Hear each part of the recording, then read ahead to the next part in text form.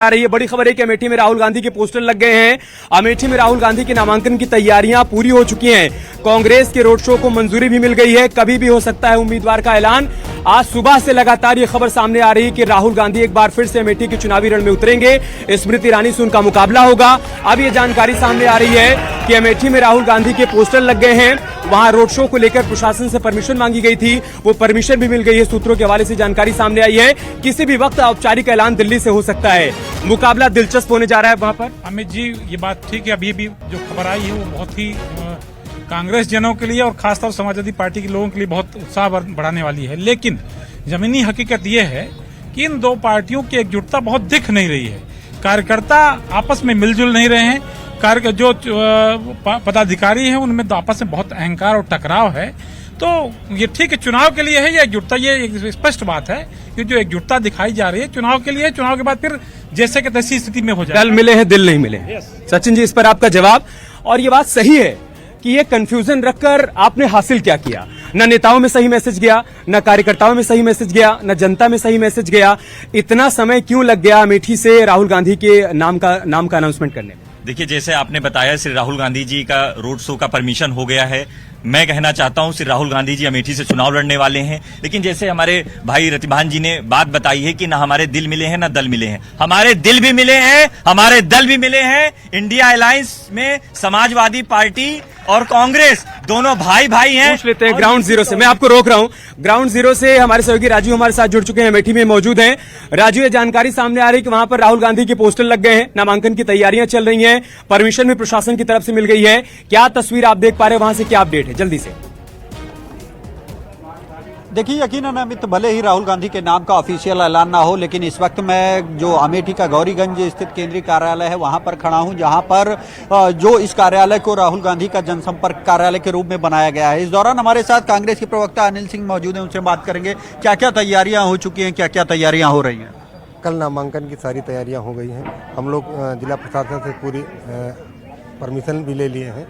और जनमानस में एक लंबा उत्साह है, बड़ा उत्साह है। लोग क्योंकि 2019 में अपना मान सम्मान गौरव खोए थे, तो आज लोगों में खुशी है कि गांधी परिवार से राहुल गांधी जी पुनः नामांकन करने आ रहे हैं। तो जैसा कि जो मांग थी वो पूरी हो चुकी है। अमित, मैं आपको दिखाना भी चाहूंगा कि ये जो गौरीगंज स्थित कार्यालय है, आप देख सकते हैं कि यहाँ पर बड़ी बड़ी होर्डिंग लगा दी गई है और इसको केंद्रीय कार्यालय के रूप में बनाया गया है। अभी मैं आप देख सकते हैं कि संसदीय क्षेत्र अमेठी उत्तर प्रदेश गौरीगंज जनसंपर्क कार्यालय, तो ये वो कार्यालय है जहां से राहुल गांधी आपको अगला चुनाव अमेठी से वायनाड के बाद लड़ते हुए नजर आएंगे। दूसरी ओर देखेंगे तो यहां पर भी बड़ी बड़ी जो होर्डिंग्स हैं, इसी कार्यालय को सेंटर बनाया जाएगा। राहुल गांधी यहीं पर कैंप करेंगे, उनकी टीम कैंप करेगी और कहीं ना कहीं बीजेपी के खिलाफ मोर्चा खोलते हुए नजर आएगी। दूसरी ओर आप देखेंगे, आपको दिखाएंगे कि यहां पर भी जो ये आपको सामने रूम दिख रहा है, जो दिख रहा है, यहीं पर राहुल गांधी की जो टीम है वो पहुंच चुकी है और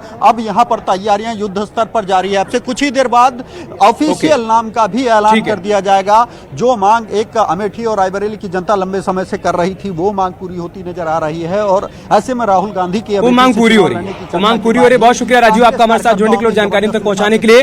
तो लगातार ही चर्चा चल रही थी कि क्या राहुल अमेठी के रण में लौटेंगे और अब ये पुष्टि इस बात की हो रही है कि हाँ वो लौटेंगे। आप अपना सवाल पूछिए, सवाल पूछना है और साथ ही साथ अब बताइए, अमेठी का मुकाबला दिलचस्प हो गया राहुल गांधी के आ जाने से? अरे बोलो, ठीक है, कोई बात नहीं, हाँ बताइए। आवारा सांडों से जो लगातार हजारों जाने जा रहे हैं, सरकार ने उसके लिए क्या किया? हर गली में, हर मोहल्ले में आवारा सांड घूम रहे हैं, किसी को पटक दे रहे हैं, किसी को गाड़ी गिरा दे रहे हैं, रोज सैकड़ों जाने जा रहे हैं। ये सवाल मैं उनसे पूछूंगा। राहुल के एंट्री से मुकाबला दिलचस्प हो गया यूपी में? बिल्कुल दिलचस्प हो गया। इंडिया गठबंधन कम से कम 70 सीटें जीत के आएगी यूपी में। 70 सीटें 80।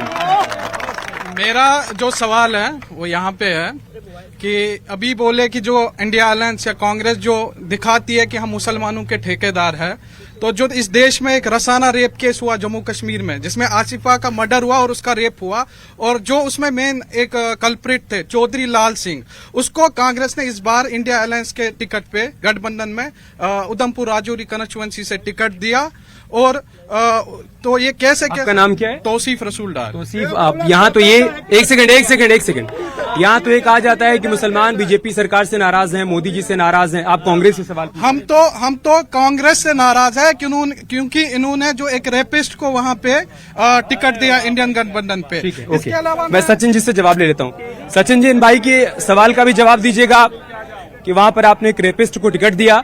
दूसरा, राहुल गांधी को लेकर दो खबरें सामने आ रही थी। एक तो ये कि वो अमेठी दोबारा लौटेंगे, वायनाड में चुनाव हो जाएगा, उसके बाद अमेठी आएंगे। अब उस खबर पर करीब करीब मुहर लग गई है। दूसरी खबर यह थी कि अमेठी आने से पहले वो रामलला के दरबार में भी जाएंगे दर्शन करने के लिए। उसकी पुष्टि आप करेंगे? देखिए, प्रभु श्री राम जी विश्व के आराध्य हैं और सभी लोग श्री राम जी को पूजते हैं, मानते हैं। हम लोगों की आस्था है। हम लोग प्रभु श्री राम जी के दर्शन हम लोगों ने किया। हम लोगों का पूरा डेलीगेशन गया था, प्रदेश अध्यक्ष गए थे, प्रदेश प्रभारी गए थे, सभी लोग गए थे। अब श्री राहुल गांधी जी का जब नॉमिनेशन है, नॉमिनेशन करेंगे और हम लोग जो आस्था है उसको हम लोग सार्वजनिक राजनीतिक प्लेटफॉर्म पर नहीं दिखाते हैं। भारतीय जनता पार्टी श्री रामचंद्र जी के नाम पर सिर्फ राजनीतिक रोटियां सेकती हैं।